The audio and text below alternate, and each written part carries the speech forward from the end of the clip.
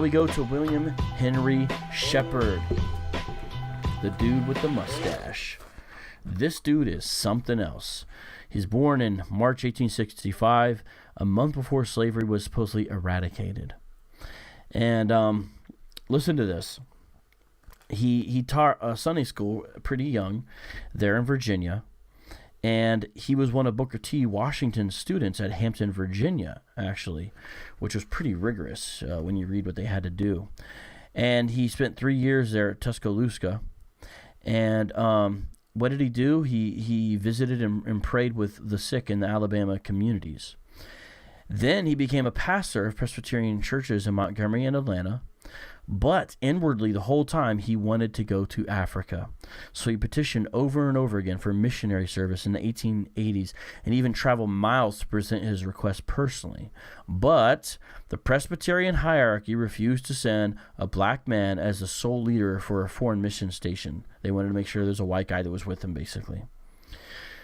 So he was loyal, though, because he could have went with the Baptists or the Northern Presbyterians, but he stuck with his denomination. But finally, a guy named Norvell Lapsley applied, and now they became what would be described by the agency as brethren and co-equals. So that's kind of a good sign. So they get out there together, and they had quite some adventures. Where did they go? They went to the Congo. And listen to this, is when they first arrived. Lapsley, this is his partner, reported this. Sheppard preached to the Sierra Leone men. And then they listened to him after that.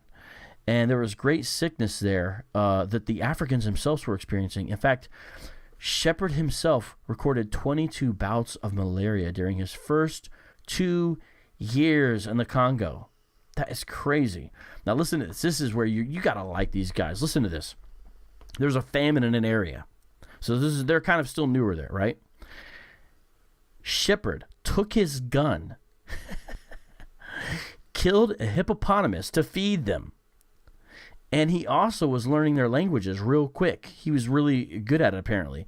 So he would spend his days hunting, which apparently he was also very good at. And one time he even jumped into the waters to fetch a dead hippo, but then he got confronted by hungry alligators. So he learned later, just wait until it comes up to shore, which the Africans told him he should have done in the first place. But there's one time where he brought home 12 hippos. So the Africans were amazed by this guy, and even the Europeans at this point were starting to admire this dude. Like, they were starting to be like, this. I mean, he was learning languages, he was getting sick and working through it, he was killing hippos. This dude was no joke. This ethnic group of people called the Bateka, their language and their language, the way they described white man was this: man with clothes, because white people were the only ones they knew who wore clothes. So the funny thing about Sheppard's name in their language was black man with clothes. So they called Sheppard in their language black man with clothes, which I don't know, I just get a kick out of this. But Congo was kind of ran by the Belgian government, and they were horrible. In fact, they started making the Congolese men pay for their own colonial government that was forced upon them. So in 1891, they put a heavy tax upon the Kasai people. And to make matters worse, listen to how wicked this is. What the Belgian government did. They hired a tribe of people called the Zappo Zap soldiers, and they were cannibals, and they were the ones who would collect the tax. So people wanted to definitely wanted to pay the tax because the Belgian government was setting cannibals to collect it. You see what I'm saying? So what happens is the guy in charge of Belgium was a guy named Leopold. And eventually, they started complaining about this. So George Williams was a historian who worked with Sheppard for a while, and he wrote to the king and said the King of Kings was not pleased with what was happening in the Congo. But then a year later, he died. So at that point, Sheppard and his friend were going to be the Lapsley were going to be the ones who were going to have to publicize these atrocities done by Leopold. So this guy, with his partner together, Lapsley, they preached, they taught, they provided medical assistance, they ransomed slaves, they established relationships with the African Cates. So they were making relationships with the kings and stuff as well. And there's this horrible account in this book that I'm reading about when they tried to move into this little cottage and these black ants attacked. And apparently these black ants were so bad that the people in this region had some superstitious beliefs. For example, they thought that it was bad luck if you had triplets. So they would, this is horrible, they would take the third of the triplets and dump them in a hole and let the black ants eat them. And apparently the black ants, which were the size of wasps, would be able to eat these newborn infants in a matter of minutes. So these are serious black ants. So there's a whole story there. But listen to what happens. Now they're picking up the language from a number of these groups, right? And so then they start having some students, and most of these students were Luba slaves who had been purchased back by the missionaries. Usually they would trade them for bandanas or something. The slaves were held by other African tribes. And so when he started teaching them, they asked some very interesting questions. Like when they would hear about Jesus, they would ask, "What is his father's name?" And they would answer, "And what is his native village?" And things like that. It's very interesting to see the kinds of questions they would ask. But it was a hard sell because they still were not really believing the gospel yet. And in fact, listen to what Sheppard wrote. These people would swallow pills just as long as you would deal them out, but they would not swallow the story of Jesus because they started to trust them when it came to medicine, he's saying. Now listen to this. This is kind of cool. They were a team together because Sheppard was tall and he was strong and he had this natural ability to learn the language and was a skilled hunter. And then he would be the primary contact between the mission and the Africans. But Lapsley was able to manage the finances, and he dealt with the white colonial officials. So they were a great team together. But this is when they started to get really bold. They started to want to evangelize the Zappo-Zap. These are the cannibals amongst them. So Sheppard set out by himself with no guide to go find. He went out into Kuba country to go find some of these folks. And it's pretty amazing. And it's, you read about some of the isolation they experienced and all this. But hold on. Did I say it gets a little confusing. I'm sorry. Did I say Sheppard? Sheppard had not left yet. This was Lapsley. Lapsley returned to Sheppard. Later on, Sheppard's going to go out. Sorry, I jumped ahead in the story. But anyways, Lapsley went out and he returned to Sheppard with 22 sick and poor people. And more people started coming because they heard the Presbyterian mission was the only place to find refuge. So basically the down and out of the society started coming. And then here's what happened. Lapsley got black water fever, and that's where your urine would actually be like black ink, and he actually died in March 1892. But that meant that Sheppard became the sole leader of the mission station. He was the first black man in a position of real authority when it came to missions because of this. And so now he's going to go and enter the capital of the Kubas, and he's going to meet their king. And now this is dangerous because when the Kuba king heard about this, he smashed all his warriors and his son. And apparently these guys used bows that were 6 feet high, and they could send an arrow through a buffalo. And so the king said, "Go out with the warriors and kill this guy," because he was infuriated that somebody would try to encroach on his territory. But listen to this. Sheppard ventured far into their territory, and listen to their account when they meet up with each other finally. This is amazing. The prince was, I'm reading now from the book, Profiles of African American Missionaries, page 112. The prince was flabbergasted to hear Bushonga, that's their language, spoken so fluently by one who was dressed in the clothes of a distant culture. So again, this guy was picking up languages nonstop, Sheppard was. Also, he could not figure how anyone could come so far into his hidden kingdom without a Kuba guide. So the guy's like, wait, you know our language fluently, and you made it this far, and you don't have a guide? So the prince who was sent to kill Sheppard is shocked by Sheppard's prowess, or why he was willing to sacrifice his life for a Kuba chief. Now listen to this. This shows how your presuppositions affect what your presuppositions of your worldview affect what you conclude. Listen to this. They concluded that the large mysterious person was a previous Kuba king whose spirit had become reincarnated in a foreign man. Did you hear that? So then the prince returned to his dad, and here's what he tells his dad. He said, "He is no stranger, but Bopo Makabe of your own family, who has returned to Earth." This is amazing. So they thought he was a reincarnated member of this guy's own family. So these folks believed in ancestral worship.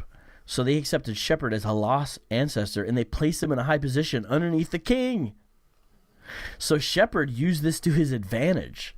Sheppard asked the king for 9 acres of land in the capital. This is a hidden capital, to build a mission. And the king let him do it. He said, as long as you returned in a year. Isn't this amazing? So that became successful. Now, later on, Sheppard had to go back to London. And listen what happens in London in 1893. He's actually made a fellow in the Royal Geographic Society because of what he had done.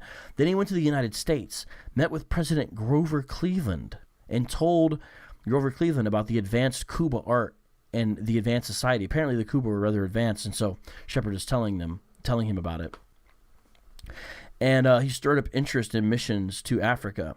And he wrote something he addressed the Hampton Institute in 1893, Into the Heart of Africa, which was published, and it's the first written record of the Cuba culture.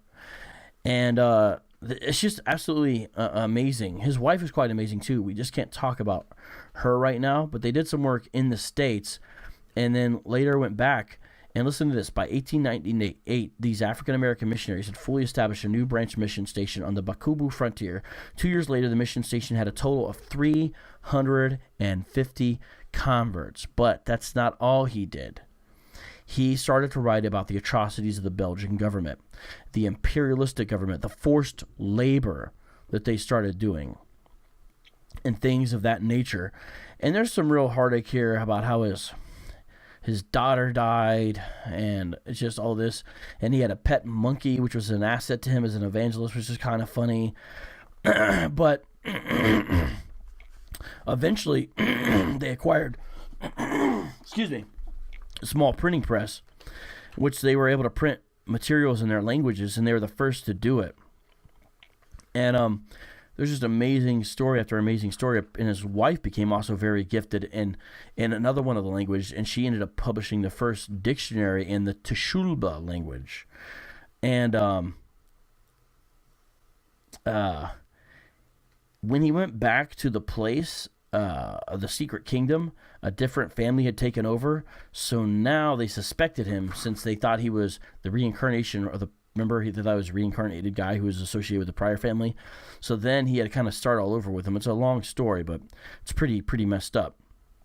So there's a lot more I could read here, but let me just say this: he witnessed firsthand the atrocities going on, but at the hands of the Belgian government, mainly hiring Africans to do their dirty work. And what happened is, He wrote about these atrocities, but he fell apart after it and almost had a nervous breakdown, because we're talking some really bad stuff. For example, his riveting account of 80 human hands being slowly dried over a fire. Because remember, the Belgian government was using the cannibals as their kind of hitmen. But he did not stop there. He alerted the mission agencies, the churches, and even the Department of State, which ended up protesting to King Leopold. And he gained a lot of support, and he started publicizing these atrocities all over the world and made people aware of what was happening. And eventually was pretty successful in getting rid of this guy. And it's a pretty cool story, Leopold. He was partially responsible for him falling out of favor, I guess, before his death, is what I'm trying to say. And eventually, by 1907, he was able to start to turn over some of the control of the mission to the native church there that had been established, which is amazing, which is absolutely amazing. So then he publicized more about these atrocities, about the use of terror and extortion by the rubber companies in the Belgian Congo in 1907.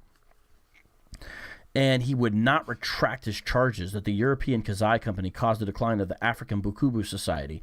So the Kasai Company sued him for libel, but they found he was not guilty. So he was really successful. Eventually, the government deceased some of these activities, and he became successful in the States. He ended up sharing the stage with luminaries such as Du Bois in Washington because of this. And it's just absolutely amazing. You see how he did both, right? And he was instrumental in helping establish fair social practices and respect with the African, and he regarded the Africans as an equal with the European as well as African American, and it showed. This man served this mission for 20 years. 20 years. And at the end, if you read the numbers here, it's quite amazing. And then he went home and started a church in Louisville, Kentucky, which had great increase under his leadership. And they helped run an inner city mission. And I guess there's even a park today called William Sheppard Park. Someone look that up. So let's see if that's still around. So he died at 61 from a stroke, but what an amazing man. I also look forward to meeting him one day. These are men's men.